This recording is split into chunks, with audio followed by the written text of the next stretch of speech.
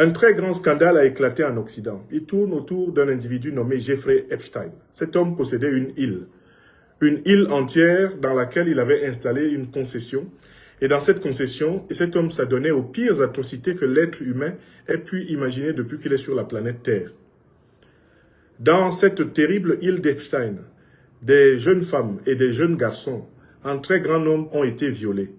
Des enfants ont été torturés. Beaucoup ont été assassinés. Des adultes de toutes origines et de tous les continents, notamment faisant partie des élites politiques, des élites financières, des élites industrielles, des élites militaires du monde occidental, eh bien tous ces gens-là se sont succédés dans l'île d'Epstein où ils ont accompli des actes d'horreur, des actes de perversion, des actes qui défient même la méchanceté de Satan en personne, des actes ultra diaboliques. Dans l'île d'Epstein, on buvait du sang, on sacrifiait des enfants, on violait, on torturait, on tuait, on mangeait de la chair humaine, on s'adonnait à toutes les dérives imaginables. Et on le faisait sous toutes sortes de justifications. Mais avec le temps, et notamment après que le grand criminel ait été assassiné par ses propres complices, qui ne voulaient pas bien sûr qu'il parle et qu'ils disent jusqu'au bout leur propre implication, on a fini par comprendre à quel jeu jouait ce démon incarné de Jeffrey Epstein. Jeffrey Epstein, selon toutes les enquêtes qui ont été menées et les conclusions qui s'imposent aujourd'hui, est un agent des services de renseignement israéliens, le Mossad. Sa mission originelle était d'amener le plus grand nombre de dirigeants du monde à commettre des actes de perversion, le tout filmé et donc par conséquent le tout enregistré, de telle façon que le régime sioniste d'Israël et son allié, le Deep State américain, soient capables d'imposer leur politique, d'imposer leurs intérêts aux quatre coins du monde à travers ce pouvoir de chantage sur les dirigeants américains, les dirigeants européens, sur les dirigeants occidentaux en général, sur les dirigeants africains, latino-américains et asiatiques qu'ils auraient réussi à amener dans leur rituel satanique. L'Afrique doit bien comprendre en quoi consistait la mécanique d'Epstein.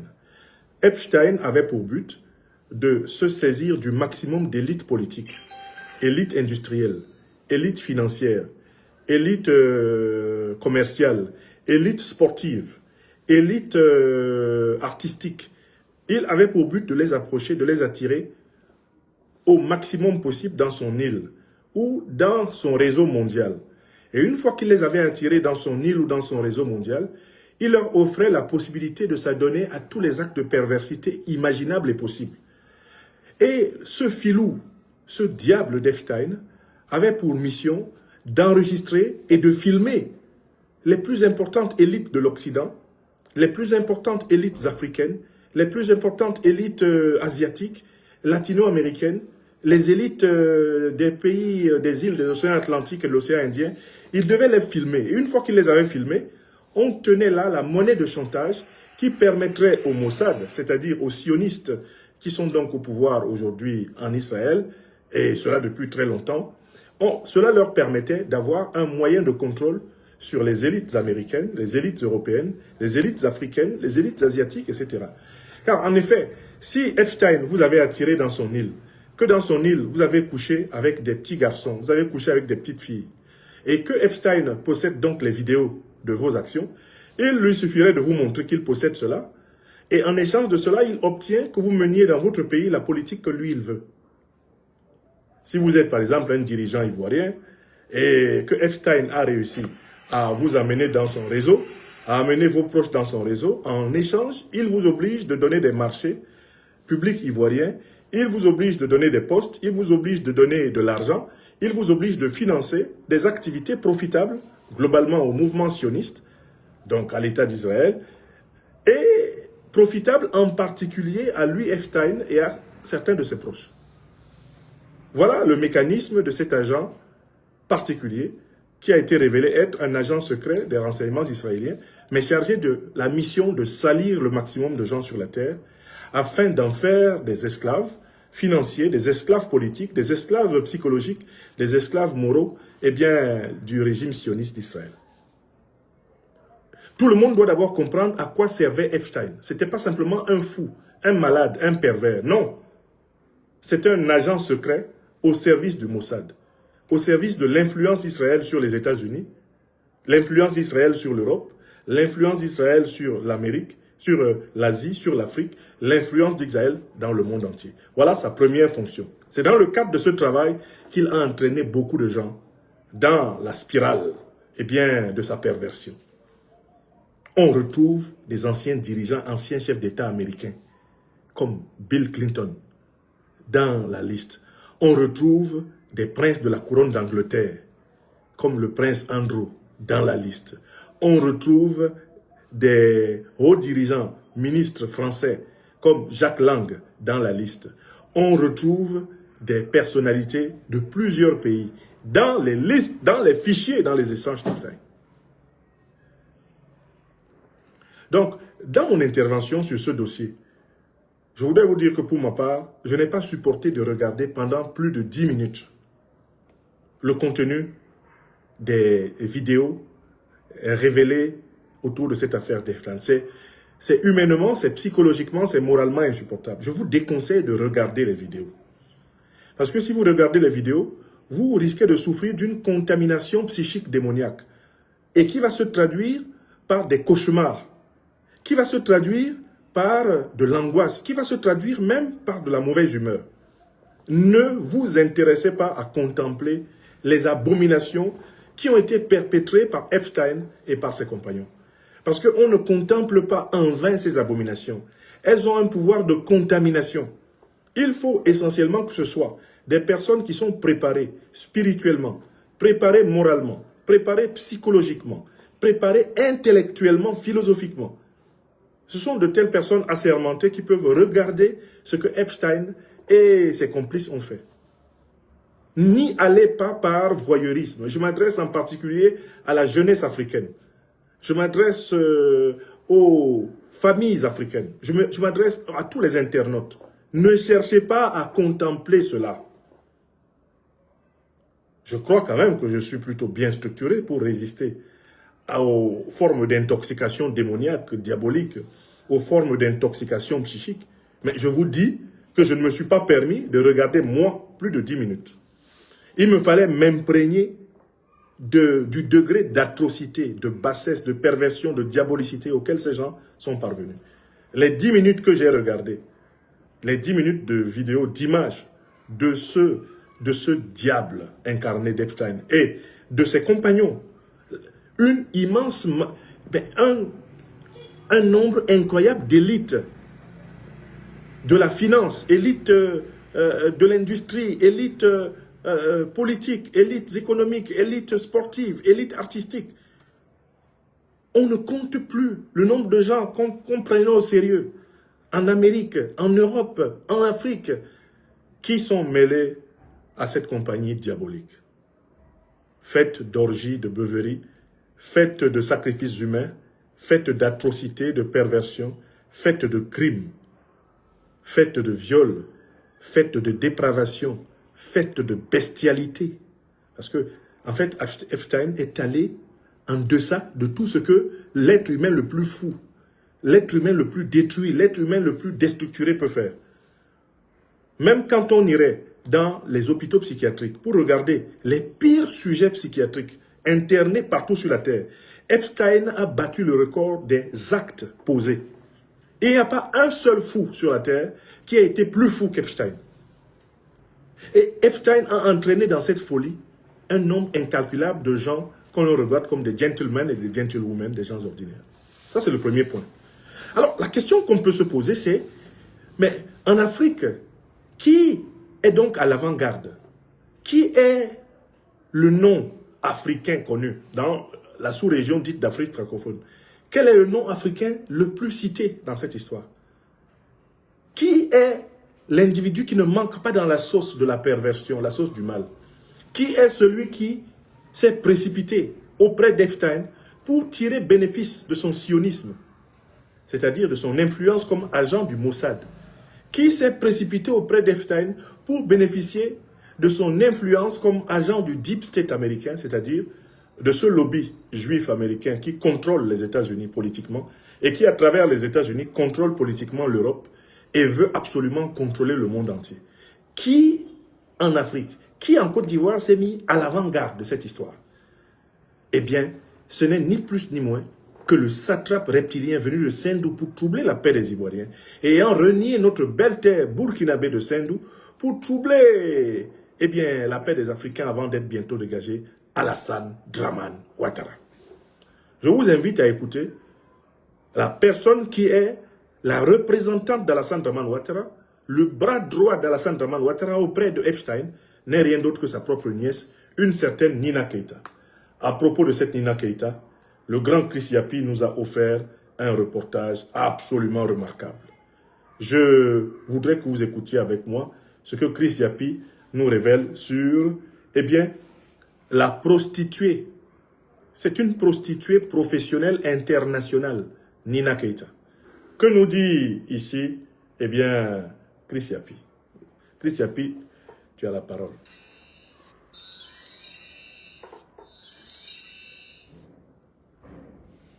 Scandaleux mariage de la nièce d'Alassane Ouattara.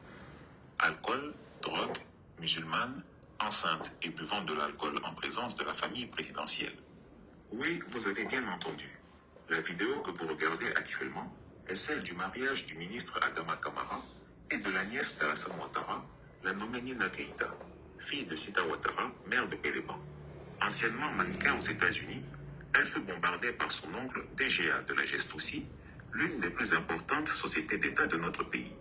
Au moment où Alassane Ouattara prétend mener une opération anticorruption, une opération de moralisation de la vie publique ivoirienne, et que des DG sont publiquement limogés, regardez le bling-bling de cette cérémonie à coups de milliards de nos francs. Ce faste outrancier de la famille d'Alassane Ouattara n'est en rien différent du bling-bling de Karim Keïta, fils de Ibeka au Mali, qui a exaspéré les Maliens et qui ont fini par chasser son père du pouvoir. Chris Yapi vous a déjà dit qu'Alassane Ouattara n'était pas musulman, mais qu'il utilise l'islam à des fins politiques. Voilà la preuve. On voit bien sa nièce buvant du champagne, peut-être même sortie de la cave de son oncle Alassane Ouattara. Bien sûr, il a du champagne. J'avais interrogé le COSIM et les imams. Est-il normal qu'une musulmane boive de l'alcool? Est-il normal qu'une musulmane soit enceinte et boive de l'alcool pendant le mariage? Est-il normal que dans ces conditions, des imams aient accepté de célébrer le mariage musulman qui s'en est suivi? Tout le monde a pu noter sur les vidéos la présence du couple présidentiel à la cérémonie de mariage. Quel gaspillage des deniers publics! Qui peut dire avec certitude que Nina Keïta n'a pas puisé dans les caisses de la Gestoussi pour s'offrir un mariage hollywoodien? Elle qui a épousé Maître Adama Kamara et qui a exigé qu'il soit nommé ministre. Jeunes Ivoiriens ambitieux, vous savez ce qu'il vous reste à faire si vous voulez devenir ministre en Côte d'Ivoire. Comment alors exiger des pauvres DG des sociétés d'État et autres fonctionnaires de ne pas puiser dans les caisses publiques, quand la famille présidentielle peut faire de l'argent public ce qu'elle veut? Chers Ivoiriens, vous comprenez désormais pourquoi la famille Ouattara ne peut pas se permettre de lâcher le pouvoir. Est-ce que vous comprenez maintenant pourquoi on crée l'Union du Grand Nord pour pérenniser la dynastie? C'est pourquoi Chris Yapi lance un appel au peuple du Nord de la Côte d'Ivoire. Alassane Ouattara vous a assez trompé, il vous a assez manipulé. L'Union du Grand Nord qu'il veut créer, ce n'est pas pour vous, c'est pour confisquer le pouvoir pour sa seule famille. Qu'est-ce que les fils et les filles du Nord ont gagné depuis l'accession au pouvoir d'Alassane Ouattara? Seule sa famille et son petit clan bouffent tout l'argent du pays. Ils font des mariages au champagne, paient les imams pour célébrer les mariages en toute illégalité. Pendant ce temps, les dignes fils du Nord sont tués ou empoisonnés. Amadou Koulibaly, Ahmed Bakayoko, Ouattao, etc. Quelle région du Nord n'a pas un fils mort ou en prison, comme Kader Doumbia, Herman Koné, Soul Toussoul, etc., par le fait même d'Alassane Ouattara? Je vous pose la question de sincérité. Quelle région du Nord n'a pas, sous le régime de Ouattara, vu ses fils et ses filles tués, emprisonnés, empoisonnés, exilés comme Guillaume Soro, ou encore limogés comme Diaby Lanciné et Eloge Soro Kipeya pour les plus récents?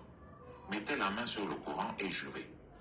Mieux, les chefs militaires qui ont mis Alassane Ouattara au pouvoir sont où aujourd'hui? Est-ce que les ex-chefs rebelles peuvent se permettre un tel bling-bling? Les soldats crèvent de faim alors que la famille et le clan de Ouattara font des mariages princiers. L'Union du Grand Nord est l'instrument qu'Alassane Ouattara veut créer sur le dos des musulmans et des nordistes pour que sa famille continue à boire du champagne, à se droguer, à organiser des mariages ainsi que des fêtes bling-bling. Les Maliens, eux, ont dit non à tout ça. Chris Yapi ne ment pas. Retrouvez Chris Yapi sur Twitter. Ça, c'est pour la présentation de la représentante. Ça, c'est pour la présentation de la représentante d'Alassane Draman Ouattara auprès du monstre Epstein. Maintenant, intéressons-nous au rôle précis que la déléguée d'Alassane Draman Ouattara auprès du monstre sioniste et impérialiste Epstein. Intéressons-nous au rôle particulier qu'a joué la prostituée qu'Alassane Draman Ouattara a placée à la tête du pétrole de la Côte d'Ivoire. Regardons de manière très précise son rôle. Il y a ici une vidéo de Brut qui nous amène droit dans le sujet. Une vidéo de Brut que je voudrais vous faire maintenant écouter. C'est une vidéo de Brut. Le gouvernement français. Je vais vous la montrer. Voilà. La voici. Avec un peu de chance, vous allez pouvoir bénéficier d'une présentation du pédigré de la prostituée internationale utilisée par Alassane Ouattara pour s'assurer le soutien du deep state américain, le soutien des sionistes et le soutien tout naturellement des néocolonialistes français qui n'ont pas manqué de participer à cette grande orgie, à cette grande beuverie, à cette grande cérémonie diabolique organisée par Epstein contre les valeurs de l'humanité. Voyons ce qu'il en est. La vidéo se télécharge, soyez juste un peu patients, mes chers amis. Nous allons voir ce qu'il en est.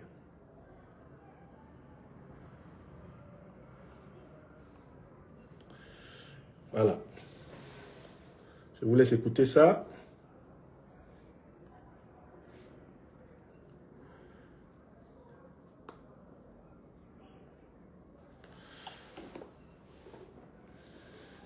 Il faut que vous voyez jusqu'où ils sont allés. En Côte d'Ivoire, la nièce du président aurait, je cite, joué les entremetteuses pour Jeffrey Epstein. C'est ce qu'affirme un article du média Le Monde publié aujourd'hui. On t'explique. Nina Keïta est la nièce du président Alassane Ouattara. Elle a 44 ans. Ancien mannequin, elle a été conseillère au ministère ivoirien du budget. Nina Keïta est actuellement la numéro 2 de la société publique de gestion de fonds pétroliers de la Côte d'Ivoire. Son nom apparaît 300 fois dans les 300 documents qu'a publié le 30 janvier le ministère de la Justice américain. Elle aurait ainsi échangé des centaines de mails avec Jeffrey Epstein entre 2011 et 2018. Selon les documents de la justice américaine, Nina Keïta lui aurait ainsi présenté à New York son oncle Alassane Ouattara en 2011, qui venait d'accéder au pouvoir. Les liens auraient été ainsi renforcés par une visite en 2012 à Abidjan. Dans ces mails, Jeffrey Epstein se réjouit de connaître la nièce du président depuis des années. Lorsqu'elle était mannequin, Nina Keïta a longtemps été représentée par l'agence française Karen Models, dirigée par Jean-Luc Brunel, connu comme très proche de Jeffrey Epstein. Selon le témoignage de Virginia Dufray, principale accusatrice d'Epstein, cette agence a facilité l'abus de jeunes femmes. Le Monde indique aussi que des documents révèlent que Nina Keïta aurait voyagé dans le Boeing 727 de Jeffrey Epstein, surnommé Lolita Express. Selon le contenu des mails, en janvier 2012, Nina Keïta aurait réservé la suite ministérielle de l'hôtel Ivoire, le mythique palace d'Abidjan, pour le séjour de Jeffrey Epstein. Le milliardaire lui dit espérer voir de très jolies filles là-bas. Ce sera le cas, lui garantit Nina Keïta. Dans les documents révélés par le ministère de la Justice, il n'existe aucune preuve attestant la présence de mineurs lors de ce séjour. En mai 2011, alors qu'il lui réclamait une raison de revenir en Côte d'Ivoire, Nina Keïta lui envoie 3 photos d'une dénommée Sadia. Elle a 25 ans, mais elle a aussi beaucoup d'amis à Paris. Tu peux commencer par la rencontrer, lui demander « Je suis sûr qu'elle en sera ravie », lui répond Nina Keïta. Lorsque plus tard dans les échanges, Jeffrey Epstein dit les préférés en dessous de 25 ans, Nina Keïta lui envoie une photo d'une jeune femme présentée comme la sœur de Sadia. Pour l'instant, ni Nina Keïta ni la Gestossi n'ont commenté cette affaire. Donc, vous avez bien compris pourquoi Alassane Draman Ouattara a nommé sa nièce Nina Keïta à la tête de la filière pétrole de Côte d'Ivoire. Il l'a nommée pour la récompenser pour les services qu'elle lui a rendus. Elle lui a rendu un double service. Premièrement, elle lui a permis d'entrer en contact avec l'agent du Mossad qui, à travers ces fameuses vidéos pédocriminelles, eh bien, tenait déjà l'essentiel de la classe politique américaine par la monnaie du chantage. Elle a permis à Alassane Ouattara d'entrer en contact ainsi avec un agent de ce qu'on appelle le Deep State américain, c'est-à-dire le lobby juif américain, lequel en réalité contrôle l'essentiel de la politique des États-Unis, et qui, à travers le contrôle de la politique des États-Unis, contrôle la politique européenne, et qui, à travers le contrôle de la politique européenne, ambitionne de contrôler la politique mondiale. Donc, Alassane Dramane Ouattara accorde à cette nièce, à Nina Keïta, une importance fondamentale. Écoutez, je ne peux rien faire contre cela, j'ai besoin de lumière, d'autant plus que nous sommes ici en période de coupure. Je suis désolé si la lumière vous dérange, accommodez-vous, ou plutôt allez sur un autre réseau, je ne sais pas ce que je peux faire pour vous. Je vais peut-être essayer de baisser ici. Je vais baisser.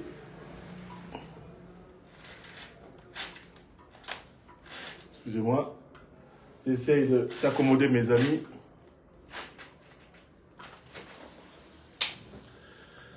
Bon, j'espère que ça va mieux.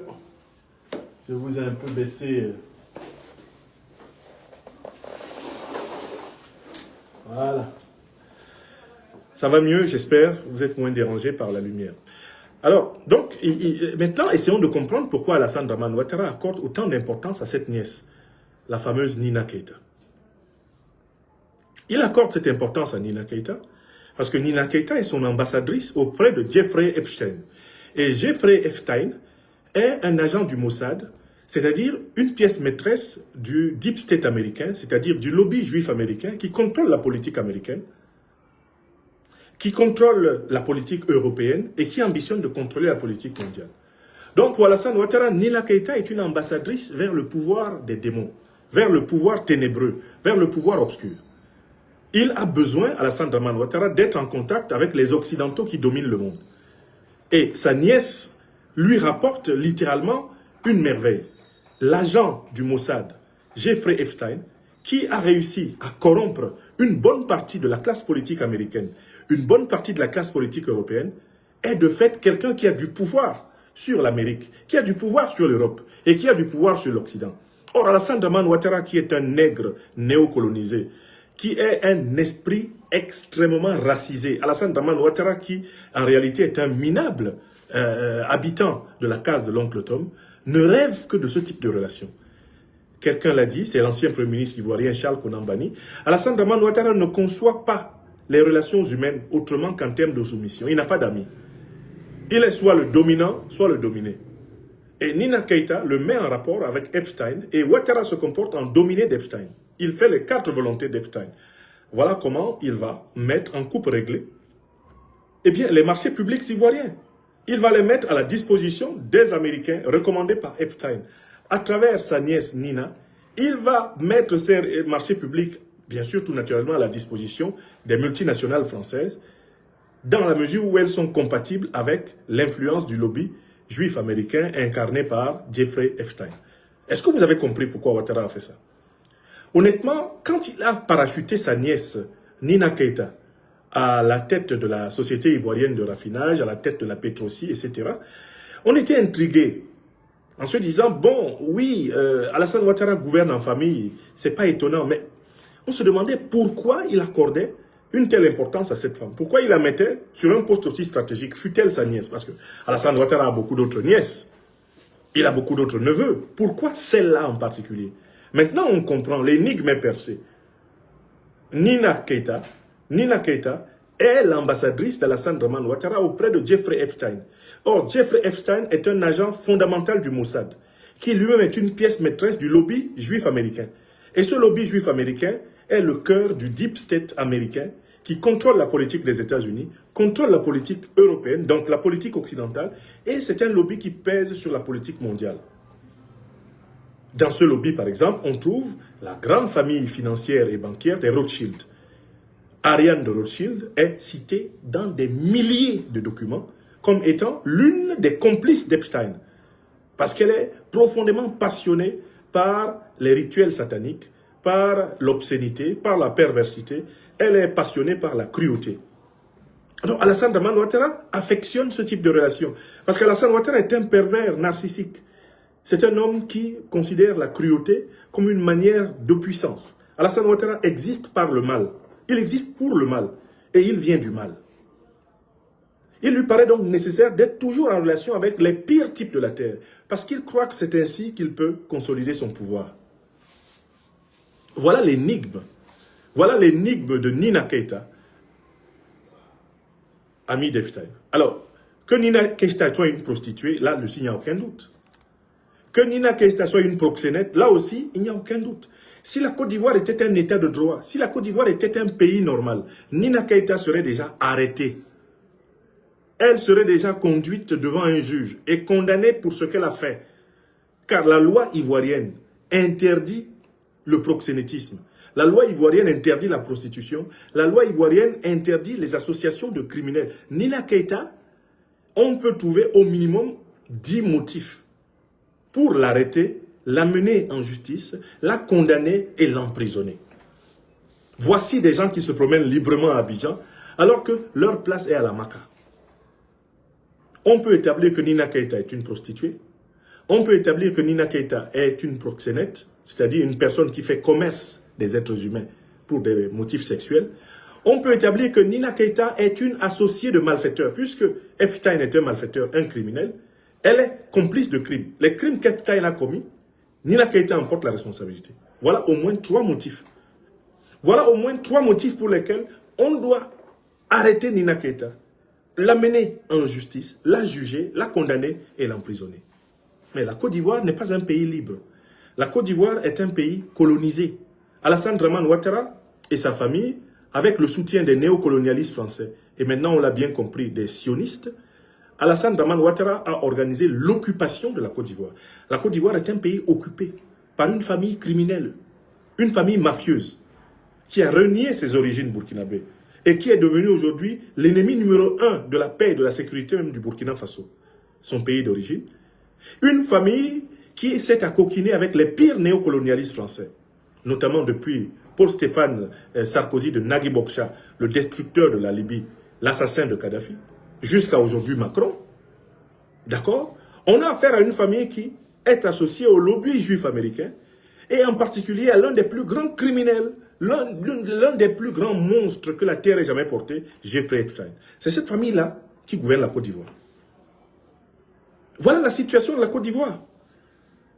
Dans un pays normal, Nina Keïta n'aurait pas passé une nuit après les révélations.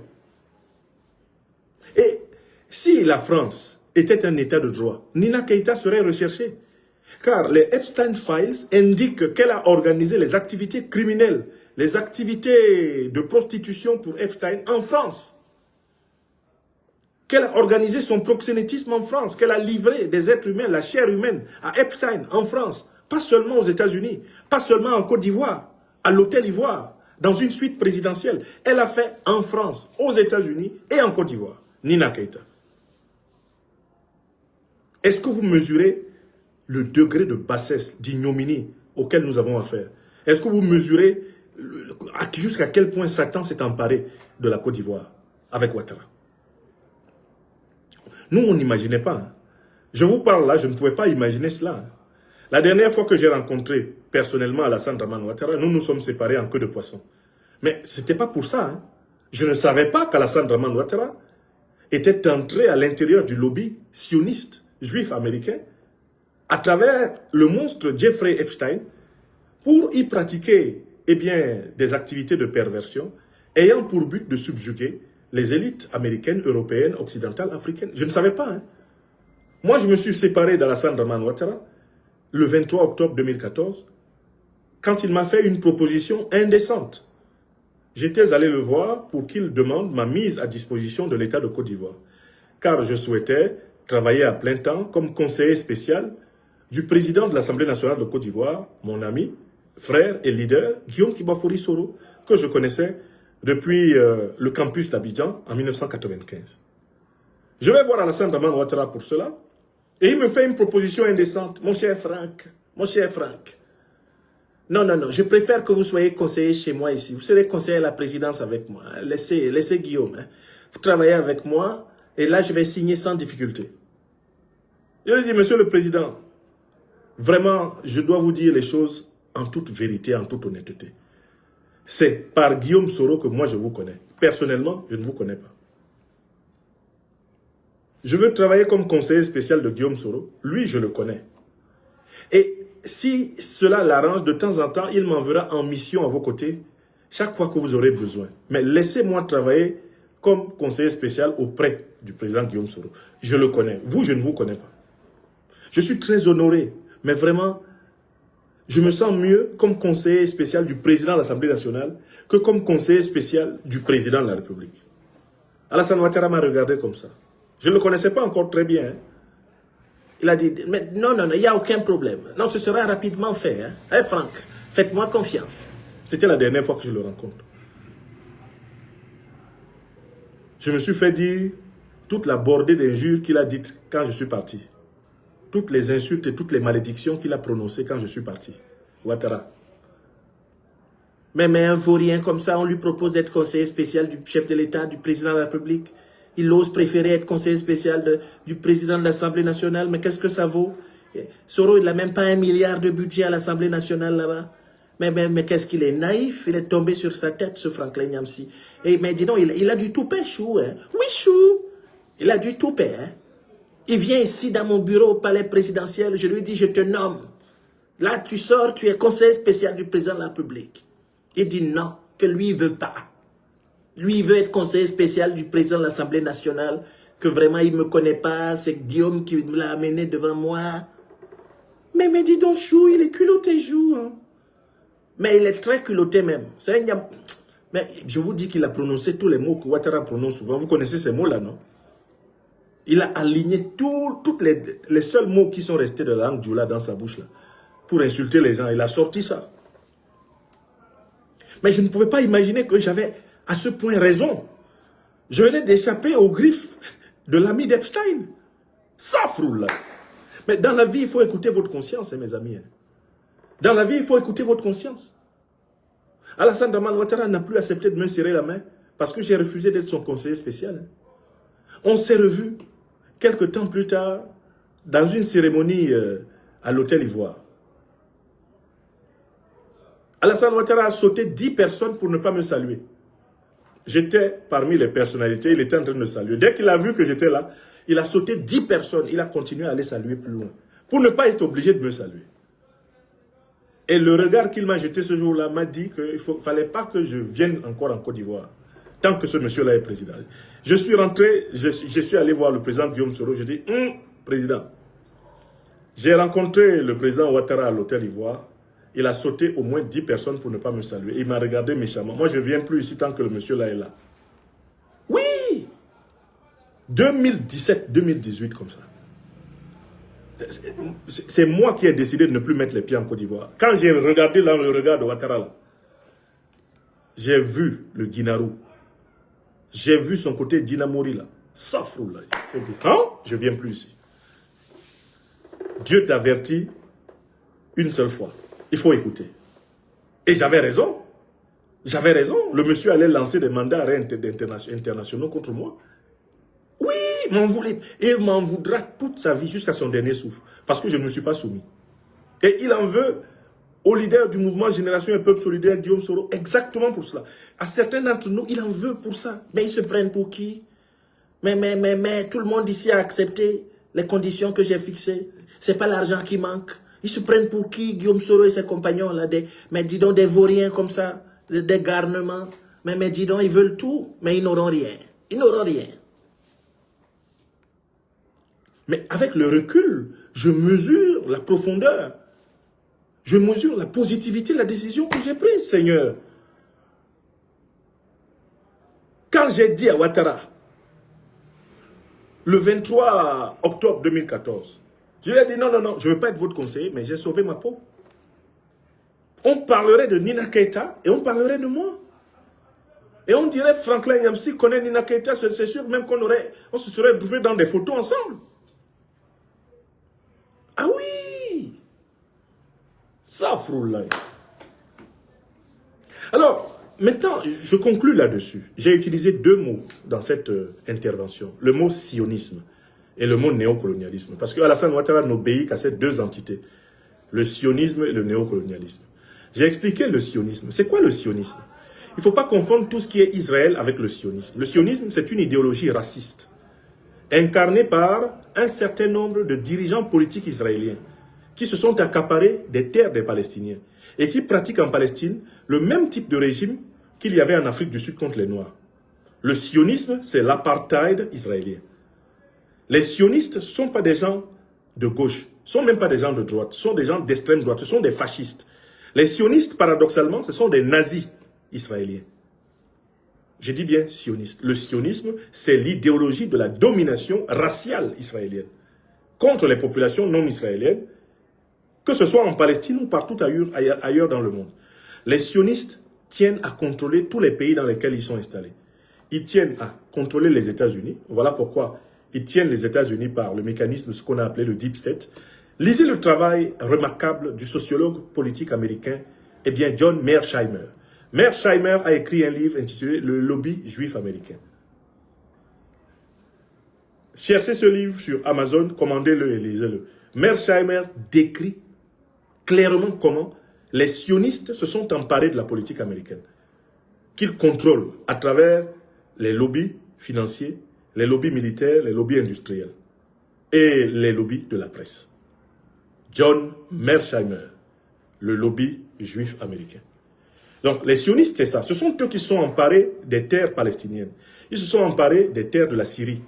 Ce sont eux qui ont attaqué l'Égypte, etc. Le but pour eux, c'est constamment de s'accaparer des richesses partout où ils sont, au détriment des autres.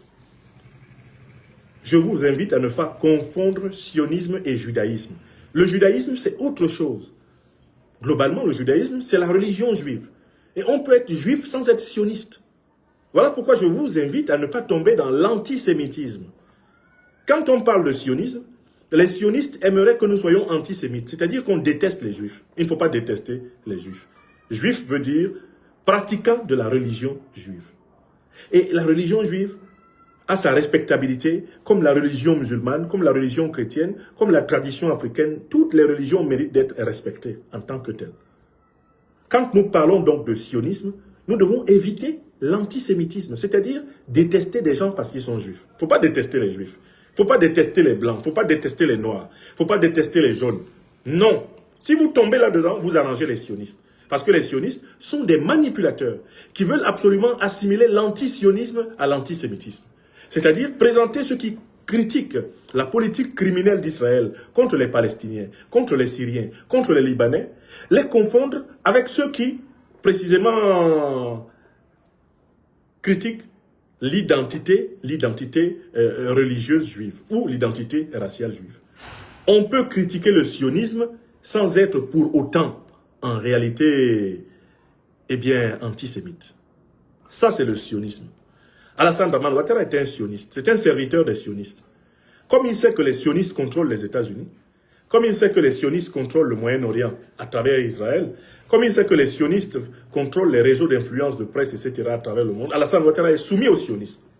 Je vous rappelle que les sionistes ont soutenu le régime de l'apartheid contre les Africains du Sud.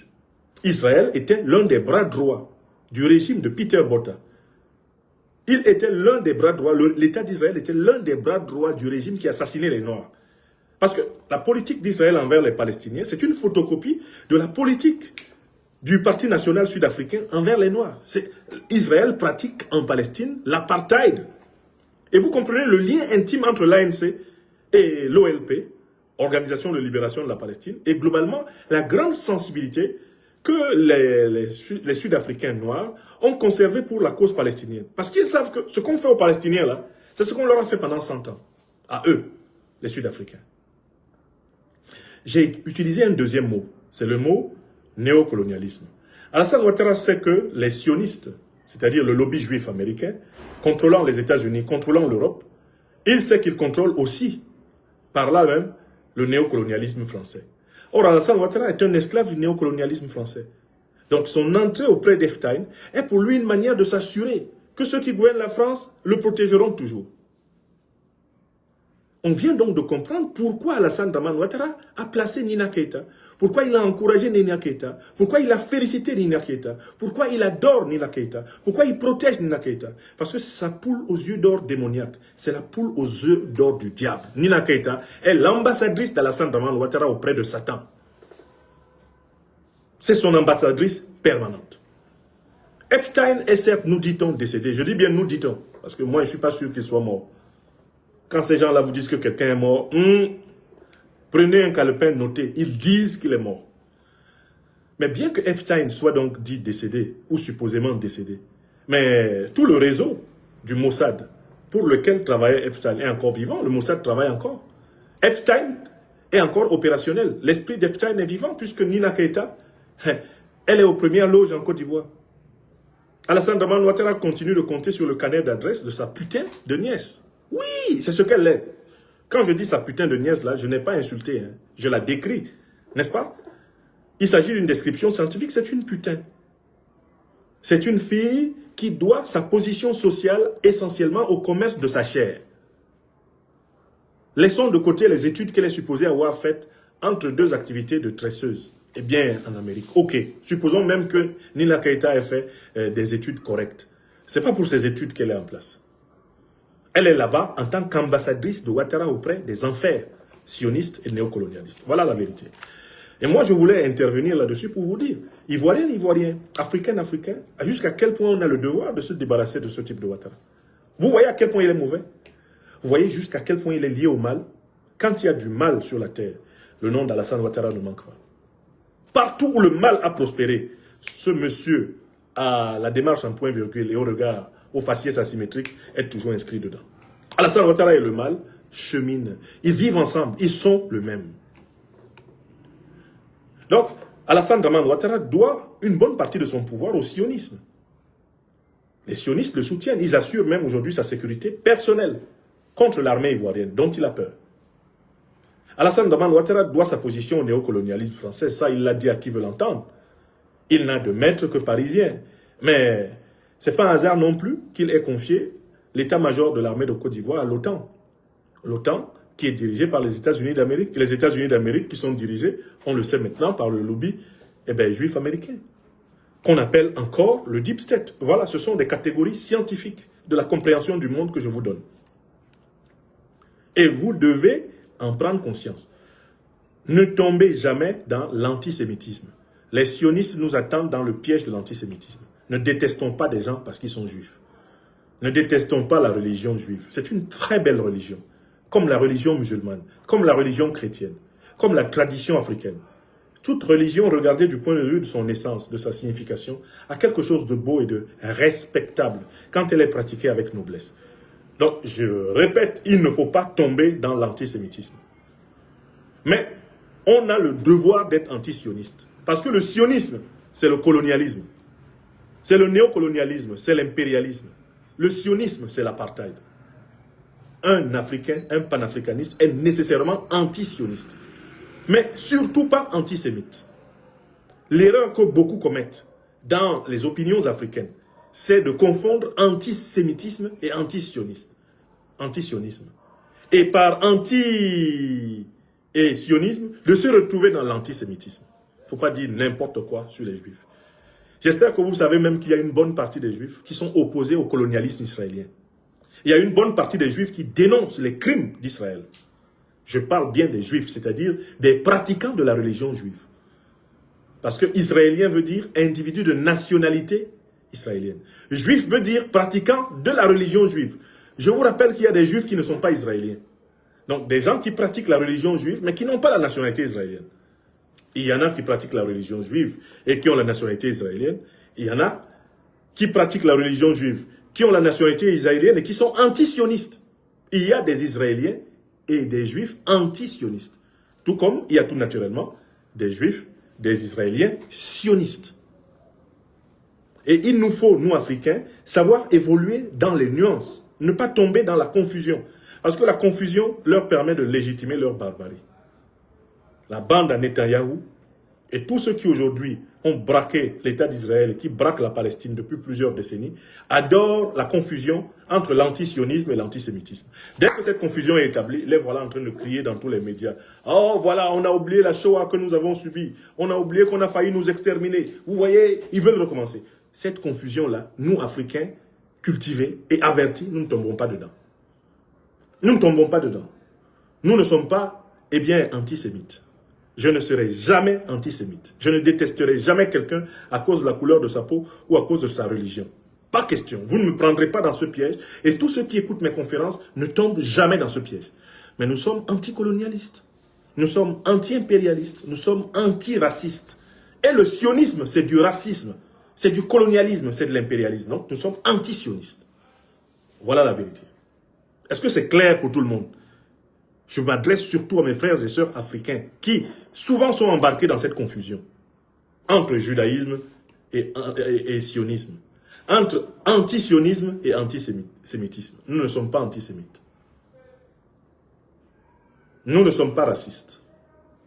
En tant que panafricanistes, nous sommes anti-sionistes parce que nous sommes anticolonialistes, anti-impérialistes, anti-néocolonialistes et anti-racistes. Je vous remercie. Portez-vous bien. Et maintenant, peuple de Côte d'Ivoire, tu sais quel est ton devoir, te débarrasser de l'infamie de Ouattara, les représentants de la secte de Satan, la secte d'Epstein. Alassane Dramane Ouattara, le parrain de Nina Keïta. Nina Keïta, la putain d'Epstein. La pute d'Epstein. Voilà la Côte d'Ivoire offerte à Babylone. Voilà la Côte d'Ivoire offerte à la grande prostituée. Peuple de Côte d'Ivoire, ta responsabilité est de te libérer. Et il n'y a pas d'autre solution. Face à ce degré de salissure, ce degré d'ignominie, tu n'as pas d'autre choix, peuple bien-aimé de Côte d'Ivoire, que de te libérer de la Ouattari, c'est-à-dire de la secte diabolique d'Epstein, c'est-à-dire du sionisme et du néocolonialisme. Ainsi soit-il. Que Dieu bénisse le peuple ivoirien en lutte. Que Dieu éveille les Ivoiriennes et les Ivoiriens. Que Dieu leur donne la force de se débarrasser de l'ignominie, du sacrilège, de se débarrasser de la honte absolue qui fait office aujourd'hui de président de la République de ce pays, eh bien, capturé, colonisé, piétiné, néantisé, méprisé. Il faut que ça s'arrête. Il faut que cela s'arrête.